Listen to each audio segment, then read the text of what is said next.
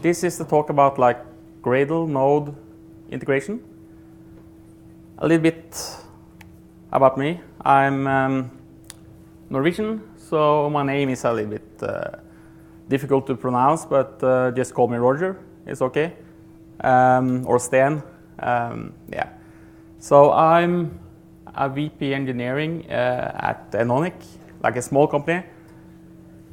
It's actually in Norway. It's like a small to mid-sized company, but it's only 25 people. So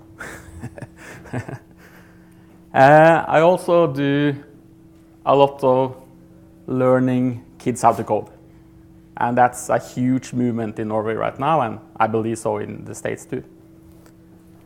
What I'm going to talk about here is the Gradle node plugin. I'm the main author of it. It's actually I have a lot of contributors, so I will get back to that on the last slide.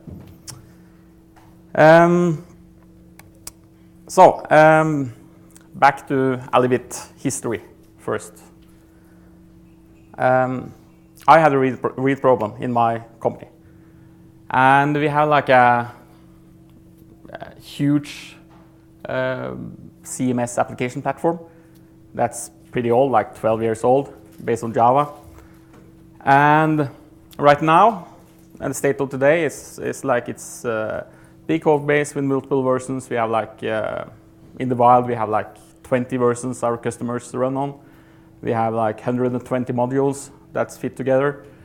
It's not in the traditional sense like microservices. It's more like microservices inside one VM, so it's always Java based. Every module is like hot reloadable, and all the server code and UI code are hot reloadable. And we have like a lot of unit tests, integration tests, and functional tests on each level. So UI and server. So before 2009, we had a totally different code base, just server based.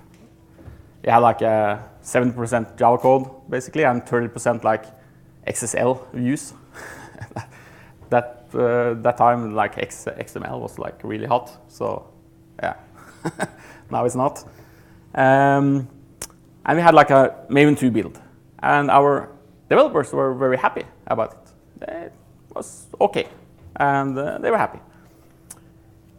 On the other side, I was not happy. Like I remember saying this one, like Maven was just stupid, just copying a file. It's like a fracking plugin. It's like, yeah. So, but still the developers were really happy. I was not. So I posted this one on Stack Overflow, like in 2009. It's hard to read, but basically I just asked, should I use Builder? That was like a Ruby build tool, or should I use Gradle? That was pretty new at the time. Or just wait for Maven 3 to see if that actually fixed some problems. But we decided 2 years later to go for Gradle. And we had basically the same architecture, a Gradle build, but developers were not happy actually, because they moved from a cut and paste world of XML to like actually the logic, the build logic will like be almost like code, and it didn't fit them. But I had like a plan for this because I wanted to integrate more into Gradle, not just one thing we had. So in the following years, we had added a lot of client UI code. We had like less than SAS compilation of it, and we had TypeScript compilation. We tried to build everything in Java, basically, Java plugins for everything, but it was like too slow with the Rhino. So we started like using Node for build tools and the Gradle exec for like invoking Node. But the developers saw other problems, because now they didn't just install Java and Gradle. they also need to install Node, NPM, and all the other tools. So, and also keep up with the versions. So it was pretty messy. And in 2014, I started like thinking about, oh, I need a Gradle plugin for this. Centralized logic, basically, and try to experiment how I can just download Node for the developers and download NPM for the developers. So the developers only needed Java and Gradle. And not even Gradle, because they could use Gradle W, right, the wrapper. And that was easy to make new developers start with it, and the CI build was way easier. So, for example, Travis setup was way easier. So, and again, they were really happy with that build. So, today we have like multiple build tools.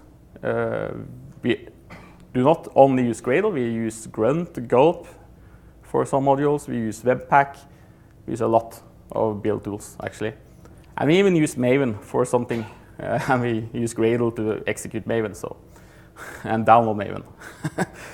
So, and we don't have time to actually update all the modules, so we just update the builds. So, and the CI build just uses Gradle W as everyone else probably uses. So, a little bit about why actually using Node and not something else. The main reason that we're using Node is that it's a lot of build tools already there, at least from the front-end side of it. And probably all of you are like Java developers or JVM developers, so it will probably make sense in the UI part. You have like TypeScript, Webpack, Grunt, Gulp, less SAS, Karma. We use a lot of test runners for UI, Selenium or WebDriver, Karma, and stuff like that, and start just using the existing build tools out there for Node. And we tried alternatives, try to build them in Java, or what we tried a lot, to actually make a compliant, like 100% compliant Node platform on Java, and that failed. And Oracle also has like a product that also failed on that, so it's difficult. So you could probably execute some of the Node build tools using Java, but if you do, it's like in my experience, it's like 60 to 100% like slower. So it's very slow. Even with Nashorn, it's not better. So a little bit about the Gradle Node plugin. What's the benefits of using it? For me or for our developers, it's all about like not installing Node. You could use Node like that's installed globally on your machine, but this will download and install Node for you. And that could take some time, but it will use smart caching for caching the Node versions, and it will also like be very safe if you have a parallel execution and it's using like the like duplicate Node installs basically. You can also fix a Node version, so in your build, so the developers doesn't need to like update their environment to build with new stuff. And it also has like NPM and Yarn integration. Everyone knows what NPM are? Or? Yeah. So, and Yarn is basically like a improvement of the Node package manager.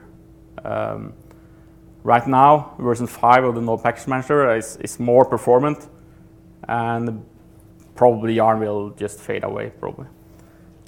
So it will also install dependencies automatically.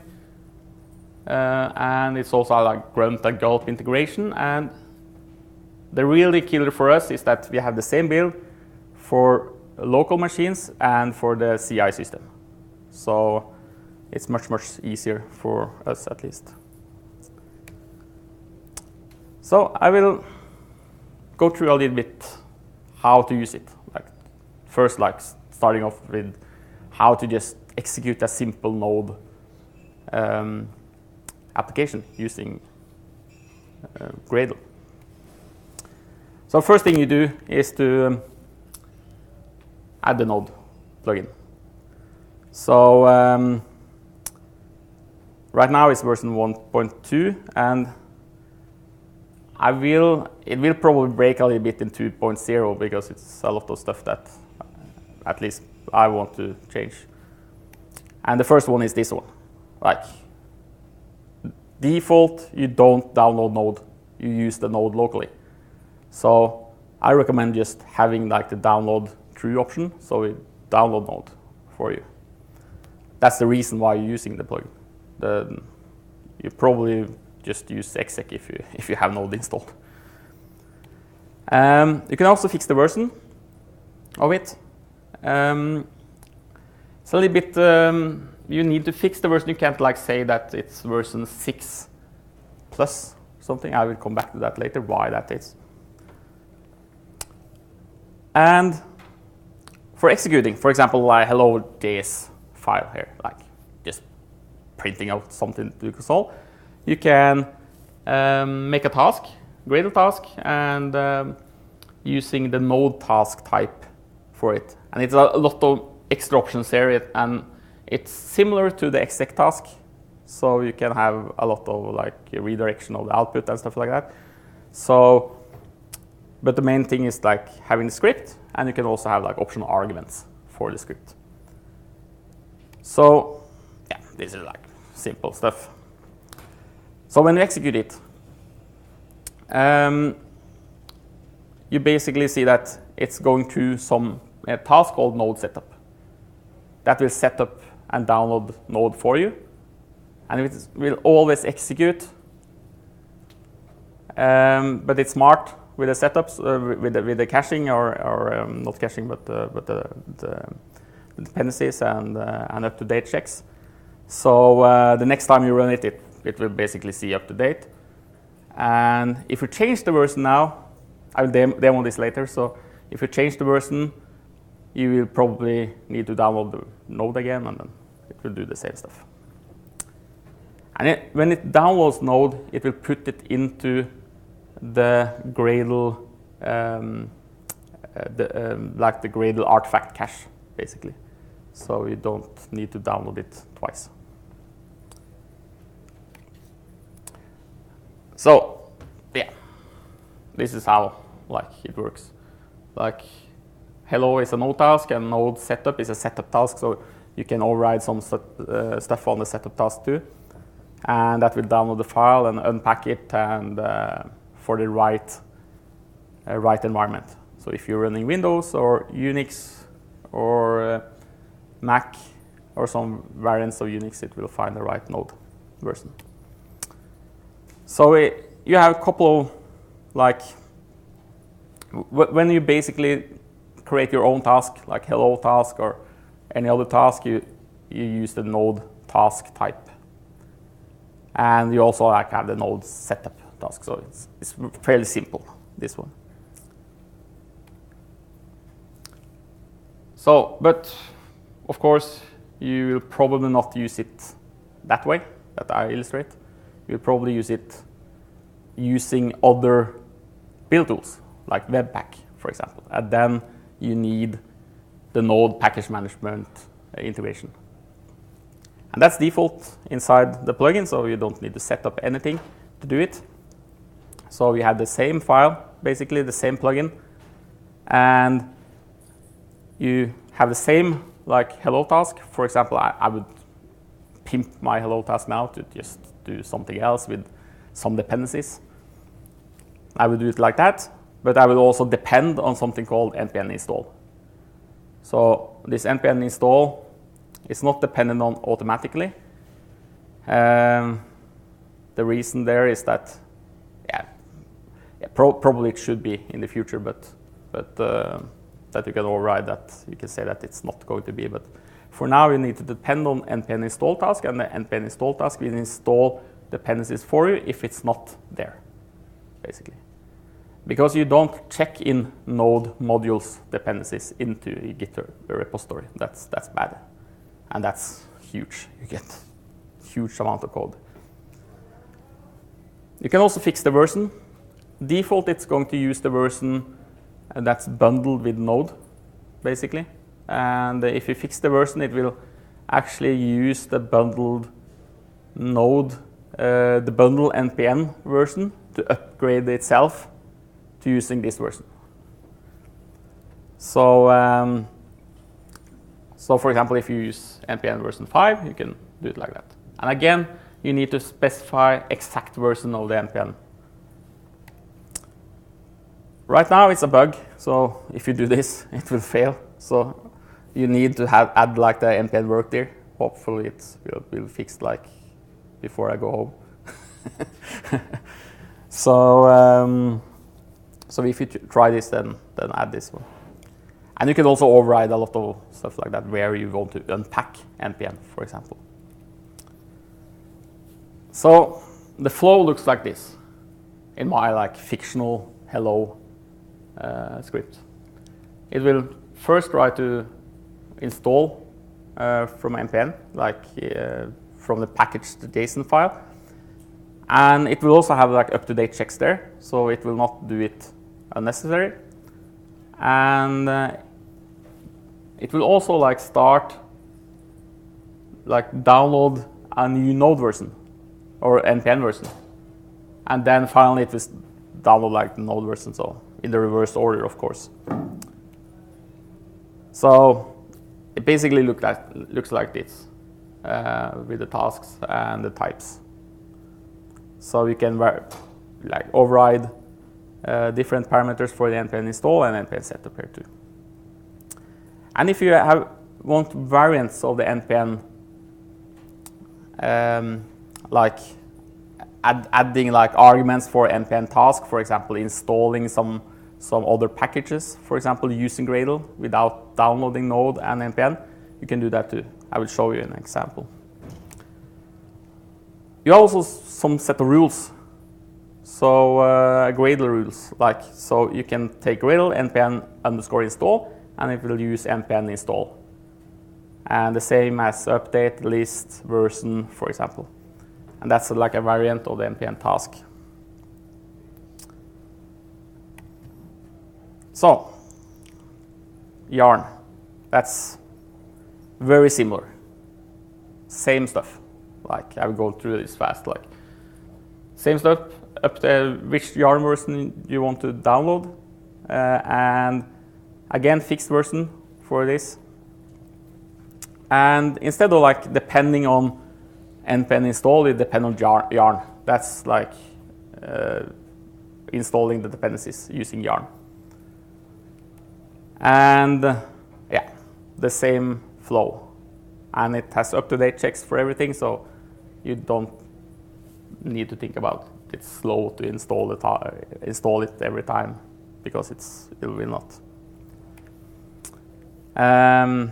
Yeah, the same here. It's actually not called Yarn install. I'm not sure if that was like a mistake or not. Yeah, that's up to the community to decide. Again here, you have rules like Yarn install, Yarn update, Yarn list, Yarn version. The same principle, basically.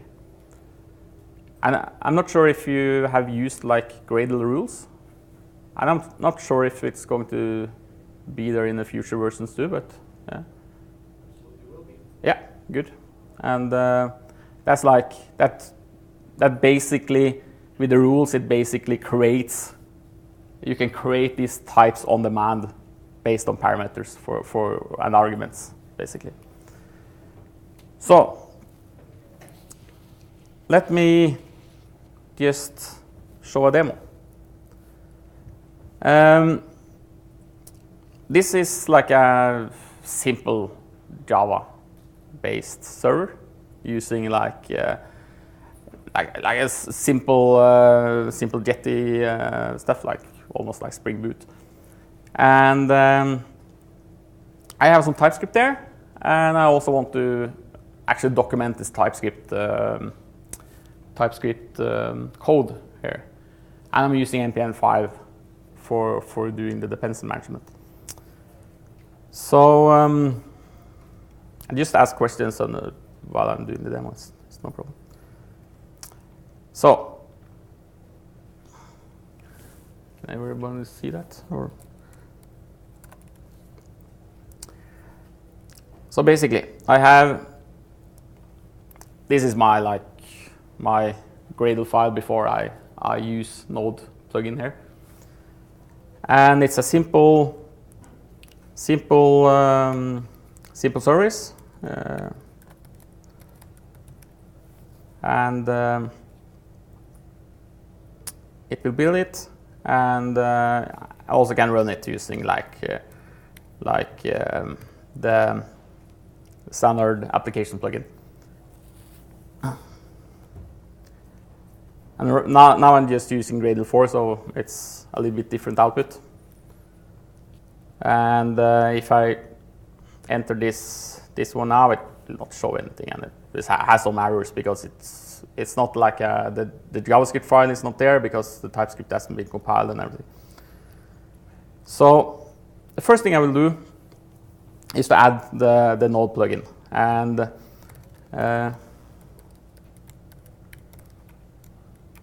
version 1.20. So if I run the task now, I will see some, of course, it's like this, right? Yeah, of course. So I will see some node tasks that's already set up for me. And some of them will also be skipped. Like if I do node setup now, it will just say that, okay, you can't set up anything because you haven't specified like a version. And it also has like NPM support and Yarn support out of the box there. So imagine I don't have any Node installed now on my machine. Then I want to download Node.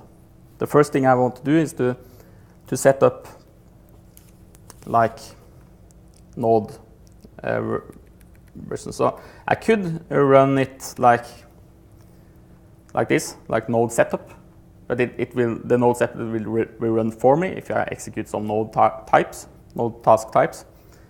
And this is skipped now because I don't have any Node version there. So what I will do is to fix the version. Like let's say we use 6.11 and then do the Node setup. Yeah, download through, of course. And that will definitely be default. And this will download for me if I haven't downloaded it yet, and set up Node. And if I do it again, it will be just up to date. And the Node is now installed into into a folder default under my project directory. So it's project scoped basically. If I say some other version here, it will basically download Node for me. I'm not sure if the network is good enough, so I will just skip it. But yeah, actually, yeah. Now it downloaded 690, and it's up to date. So then we can use 690. That's okay. So the next thing I want to do is to install some dependencies, because now I want to have TypeScript compilation. And I have like the package.json file here. I could, for example, say that I could specify the version here, but when you're using npm, you're using like npm install -- save something and then the dependency. That's usually what you do. But imagine I don't have like node installed now. I want to use Gradle to execute it. I could, for example, create a task that I name like install package, for example. So I can have like a task install package type, and that will be like npm task type, because I want to use the npm that I installed here and install the package with it, and not using the global one. So I will add some args, install. I will add one other, save. So I actually save it to the package JSON file. And the last one I want parameterize it, so I just fixed it there. So in my example here, I will just project find property. Of course, this will create a null pointer exception if I don't specify anything. But for me, it's good enough right now. Yeah, like this. So if I used install package now, install package, and TypeScript, it will install it for me. So, and I'm using the node version that is actually locally in my project. And here I have like the newest version that I didn't specify version, so I have the newest TypeScript. So we do this all the time, so people that don't bother about like node, they don't understand it, so they just use predefined tasks that we set up. I can also fix the npm version now. So I fix it to 03. Or else it will be the npm version that is bundled. To just show this, I will just uncomment it first, and I will use a rule, npm version. So this will basically execute npm version, and I can see the versions of the npm. That's like 3.10.8 I have here. And if I use this one, it should be like 5.03, basically. So it will download and it will set up npm for me and download it, and then it will run the npm version. So if you do it next time, it will just use the cached or use the one installed. So here you see npm version 5.03. I can also use npm list, the rules that's specified, so I can list all the dependencies. So I don't need to set up some task for that.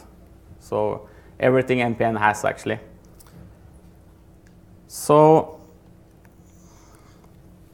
the next thing I want to do is to compile with TypeScript. I could use Webpack for this, but I'm not using that. I'm just using plain old Node, basically.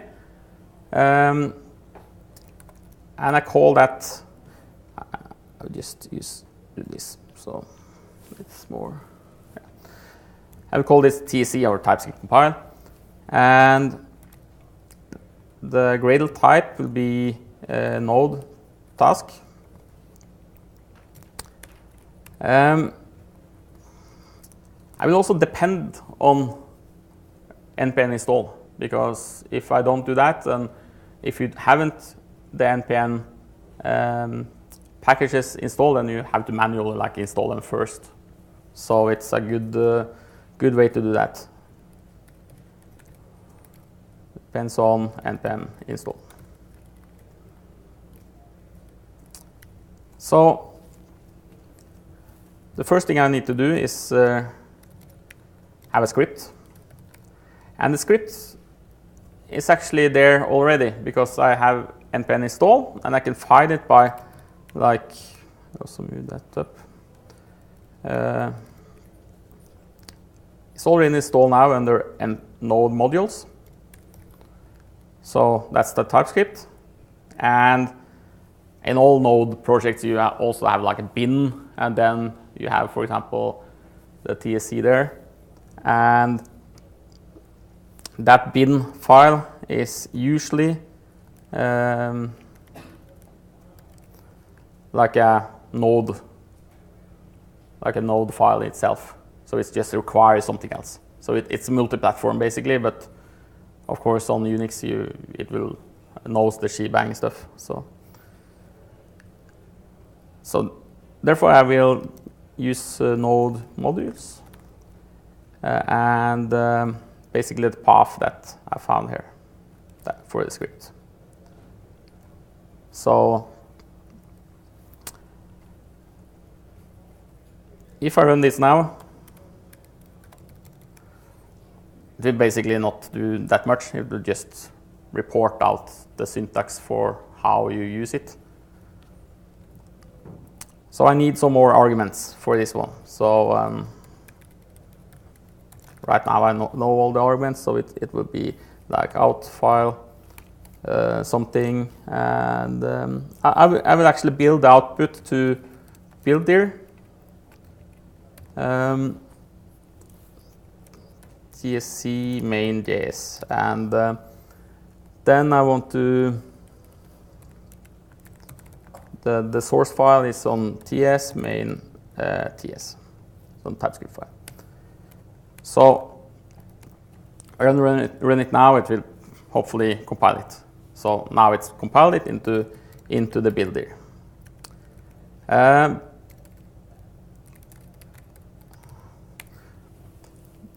But of course, it will compile it every time. That takes time for a big project. So what I can do here is to have specify the inputs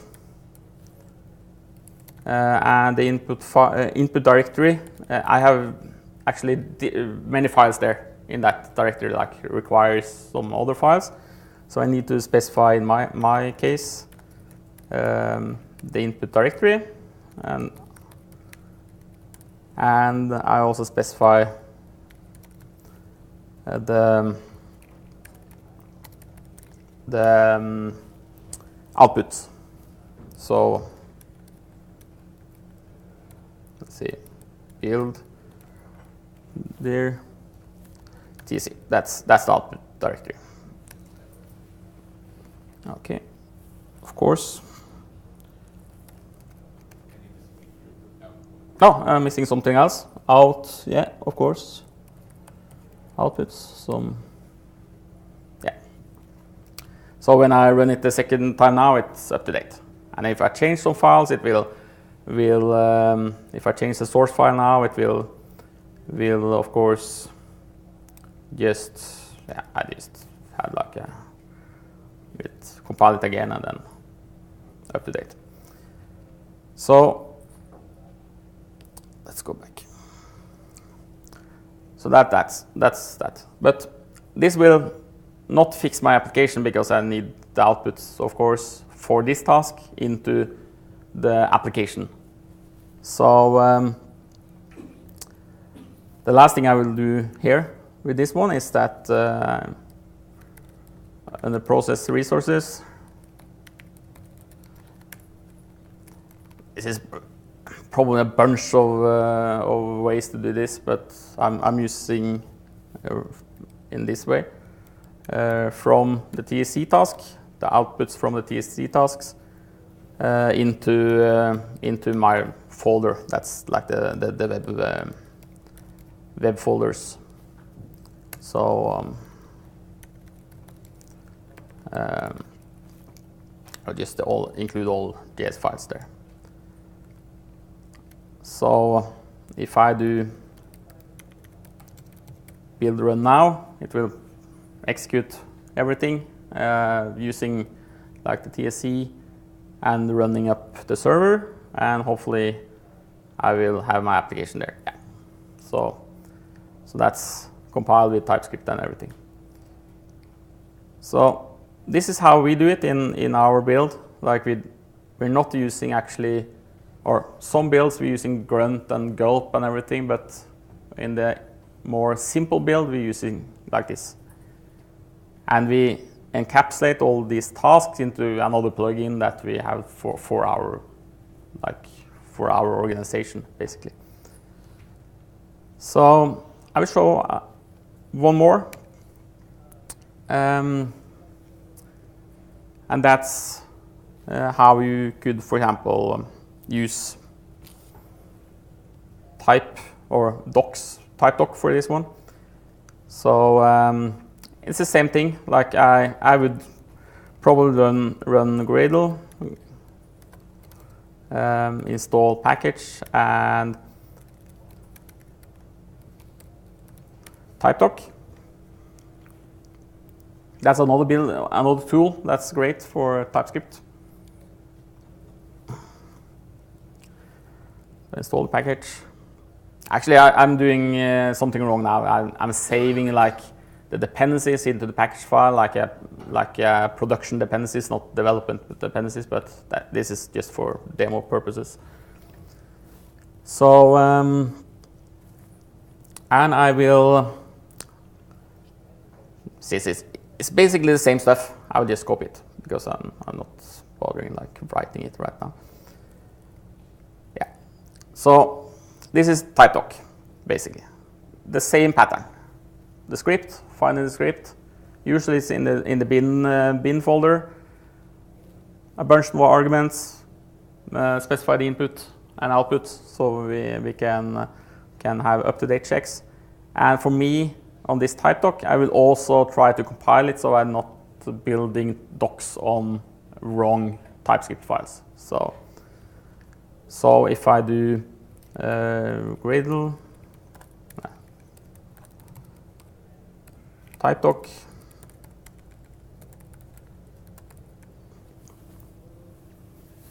I'm just using the console plane so we can see the outputs there. So that's generated. If I do it one more time, it's up to date. So it's pretty fast. And this will just adding like basically some type-doc here. So yeah. So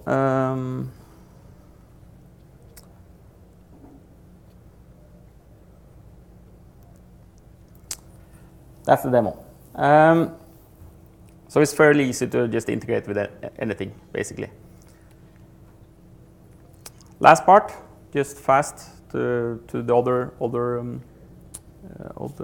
How much time have I left? Yeah, 10 minutes. So I also integrated Grunt. Basically, all the Grunt tasks are based on node tasks. So it's just like some convenience tasks, basically, based on Grunt. So you use the Grunt plugin, and then you can configure Grunt using the Grunt extension there. And in the Grunt file, it's the same stuff, right? So, and when you integrate with the Gradle now, you can use build with Grunt task, and then like arguments what kind of task you want to run in Grunt, basically. And then you can depend on install Grunt, and then it will install Grunt for you. So you don't need to install Grunt either. And it also has some rules. So if you say like grunt _ build, then it will basically execute the build task in Grunt, basically. So you can, if you have like a TypeScript task in Grunt, then you can say like grunt _ TypeScript, for example. And then it will execute TypeScript in Grunt file. The same for Gulp. So the plugin is called Gulp. and it's basically the same plugin. It's the same jar file, but it's different like plugin types. The same thing here. It's the same pattern.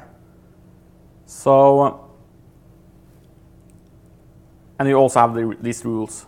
So we're using a lot of those rules in our project. So it's simple to just integrate all the existing Gulp and Grunt tasks, the build that we have, and for the UI developers using Grunt and Gulp.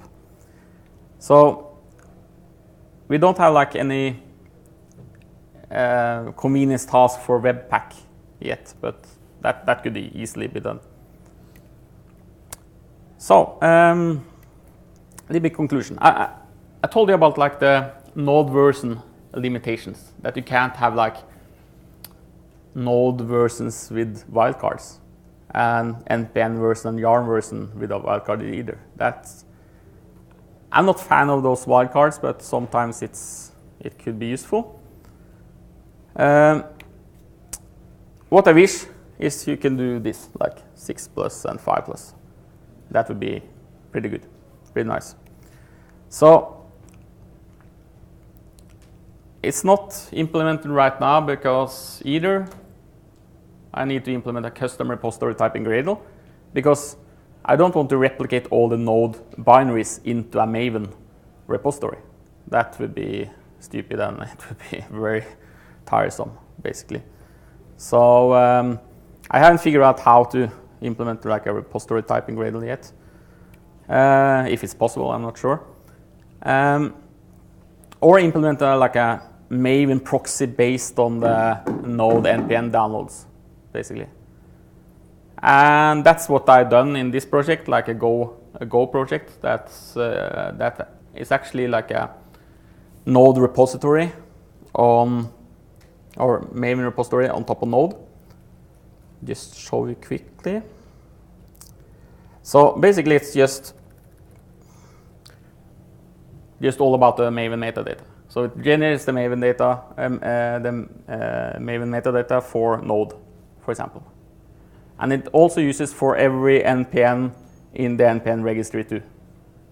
So you can have Yarn version ranges and NPM version ranges and node version ranges. So I'm not sure what's the best approach, so I'll leave that up to the community to decide, basically. That's just a test.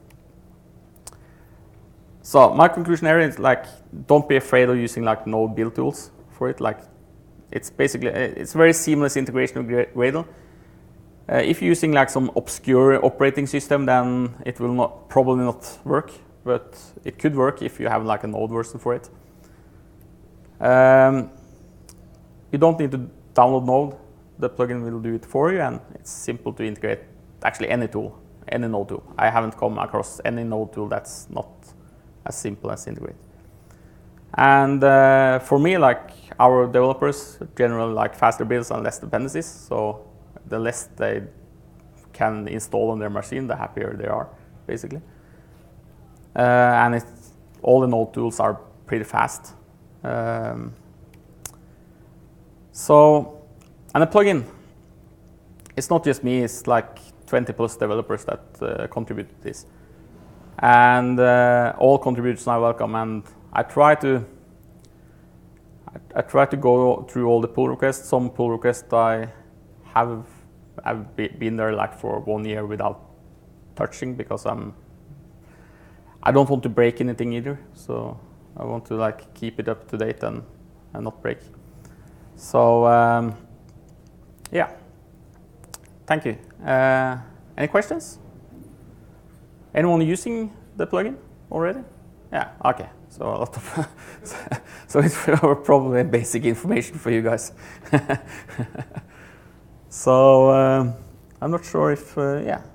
The time was great. Nice.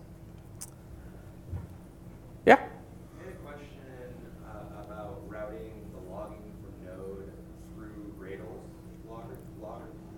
I was having an issue with capturing a web server's output continuously through Gradle's logger. Yeah. Using the Node task. yeah,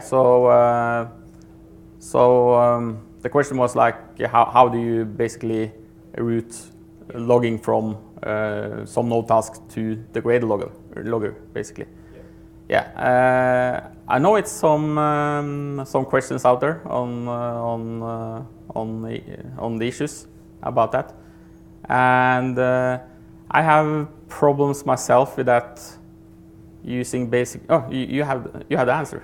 Yeah. So we use the Node plugin to develop Gradle endpoints, and we actually wrap the Gradle Node plugin with a thing that does what you say. Oh, and nice. We'd like to contribute that back with your help to have standard out, standard error around.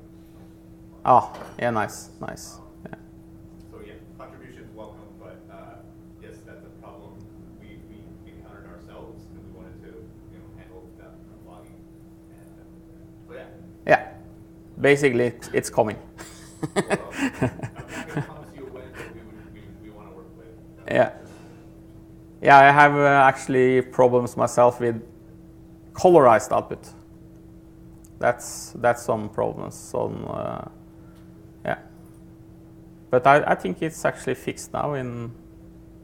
Yeah, I haven't actually trouble when I upgraded. So yeah. Any other questions?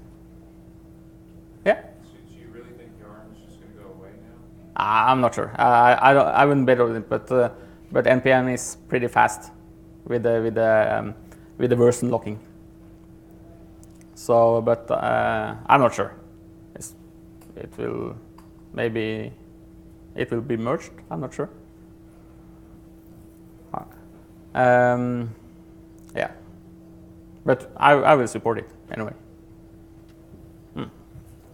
Yeah. So yeah. What's on the roadmap? Oh, that's this is like a pet project for me. So I don't do that. Like I do it in my spare time. So the roadmap is up to the up to everyone, basically. Just I don't want to break anything in version 1. So in version 2, I know that I want to change a little bit, like defaults perhaps and stuff like that, and maybe all like the task should, since the task is actually an exec task, basically. I would like that to behave like an exec task too, but hopefully with the help from the Gradle developers there, we can do it. So, but it's basically up to you guys to just make the contribution to the roadmap. Yeah. When are you going to feel comfortable with 2.0 though? When do I will feel comfortable? Yeah.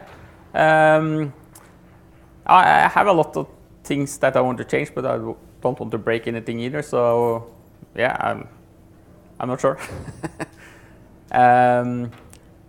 Maybe it would be comfortable if we get like a lot more stuff into 2.0 than like not just single changes in default values, because it doesn't matter much basically. So yeah, so this breaks anything like the exec.